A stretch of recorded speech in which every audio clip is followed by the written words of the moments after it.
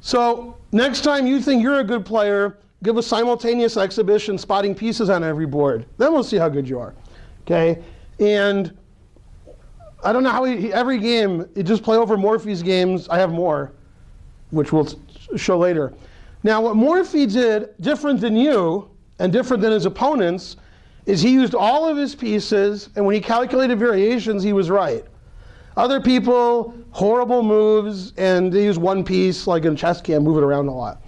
Now, you may say to yourself, well, Grandmaster Finegold, showing the proper respect, you would say, well, why do those guys play so badly? Okay, why can't they play well? Well, the reason people play well now is they have the internet, they have chess tournaments, we have airplanes, we have cars, we have air conditioning, we have chess sets on tables, we have lighting for them. Okay, if you want to play a Grandmaster, you can take a bus for 10 minutes, and there's a Grandmaster, different Grandmaster every day. Okay, back then, if you wanted to play Grandmasters, you play some guy down the street and probably, hurt yourself getting there. At least you wouldn't get hit by a car. And then, if you hurt your foot, you die for sure. Terrible. Okay, live till you're 30 years old, then you're lucky. So back then, there weren't many good players. So my question is, how did Morphy get good?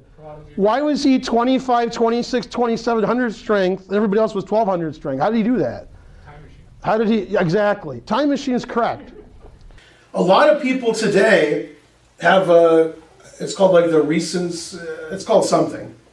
It's in every sport. It's everywhere. Everybody now is better than everybody a long time ago. That's what everybody thinks. Carlson's the best. LeBron James is the best. I know the move I'm going to play. Everybody's the best now, and 80 years ago they were no good. That's what everybody says. Oh yeah, Carlson's great, Kasparov's great, everybody else no good. Okay, if you look at Morphy's best games, Rubinstein's best games, Lasker's best games, Capablanca's best games, those guys were good. So if you don't believe that, too bad. Go watch something else. So this is the big mystery move right here. Yeah, you got it? I believe I do. It's a deflection. Man, the highest rated player in the room is always right. Rubinstein played a move, and my dad talked about this move for 50 years. I'm serious. Right here. Yeah, so can you guys do it? Can you do it? You got to do it. Remember, these guys were no good, the old guys. Only the new guys are good. F4? Guys are like, well, after F4, you're down a rook. I moved my queen, you resign. Down, well, you can I'm win. looking for fours and stuff. Yeah, but F4, I moved my queen. No, not you. You're too good.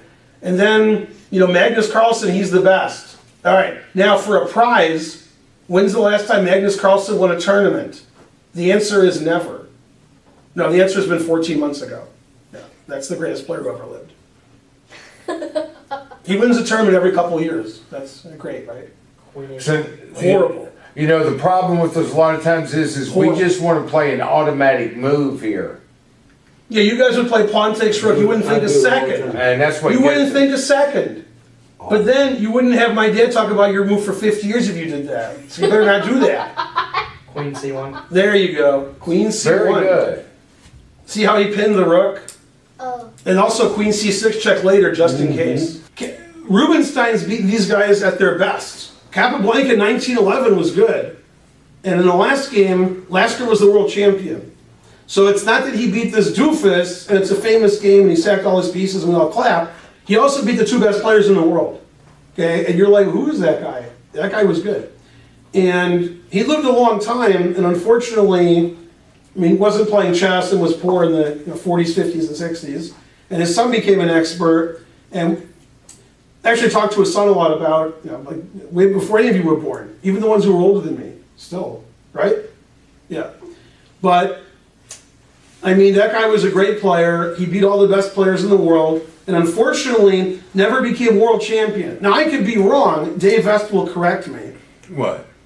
I could be wrong. I don't think he ever played a world championship match. He never did. Yeah. No. You can't become world champion unless you play a match. He couldn't get the money up. He does have that one variation. There's two.